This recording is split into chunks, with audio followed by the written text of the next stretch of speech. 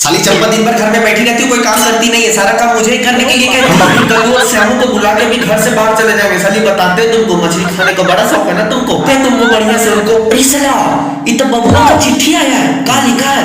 अच्छा हमको बुलाया है, गाड़ी वाला आया, घर से कचरा निकालो, जल्दी निकालो। ओ तेरी की कचरा वाला आया, अबे साले ओ तेरी कचरा वाली रुक साले रुक सारा अच्छे से बोलो वरना तुमको तोड़। इस साला लगता है बाबू इसी में है, साला इसी को उठा के चल जाएंगे तब बाबू भी साथ चल जाएगा। सालो तुम लोग से एक सामान नहीं उठता है, छोड़ो मैं उठाते हूँ। देखो मूड है तुम लोग को उठाने का। अरे कल चल चल चल जल्दी निकल, चल चल। अभी देख ले कि चंपा तो बाबू को जाने नहीं देगी। चल साला ये बाबू कहाँ चला गया? बाबू बाहर निकलो, हम लोग आ गए तेरे घर से बहुत दूर। चंपा हम लोग को नहीं देख रही है, जल्दी निकल जल्दी। श्यामू ये देख मछली, चल इसको पका कर खाते हैं। कल चल टकला ला दरगो चुराते हैं यार। अबे साले बाबू भोसड़ी का टकला देख लिया, साले भाग भाग चल भाग, मारेगा भाग। तो गाइस प्लीज आप वीडियो को लाइक और चैनल को सब्सक्राइब कर देना।